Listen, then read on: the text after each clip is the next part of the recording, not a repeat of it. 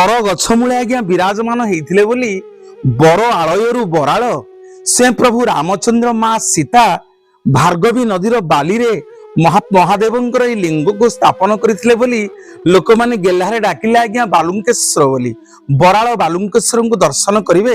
अनेक दिन हला बाहागर हेलानी आज्ञा पुओ झियो हेनी डाक्तर फेरई देलानी जिबे ये बराल बालुंकेश्वर निकट रे गोटे मानसिक करिवे गुआ और नड़िया बसई 21 दिन पालन करिवे 107 गरा जल आज्ञा बराल बालुंकेश्वर गाधेइबे एवं जेतेबेले 108तम गरा जल स्वामी स्त्री दुई जन जाक आपण गाधेइबे ता दुआरु आज्ञा कि खाली हाथ रे फेरिके आसी नाहंती। आठगड़ रजांकर झियो को पुओ करि देइथिले बराल बालुंकेश्वरंकर ए वज्र विभूति आपण माने सुनिले आश्चर्य होबे।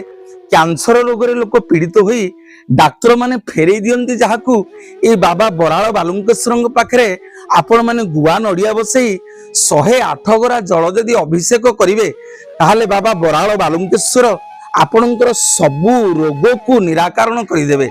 अपुत्री को आज्ञा पुत्र लाभ करुछंती। आपण देखिए बराल बालुंकेश्वर पाखरे पुओ झियो हवा पाई बहुत भक्त माने हजार हजार संख्यारे जानती एठी गुआ और नड़िया स्थापन करती। गुआ नड़िया स्थापन कले बाबा बराल बालुंकेश्वर कोलपूर्ण करती पुओटीए झियोटीए दियंती।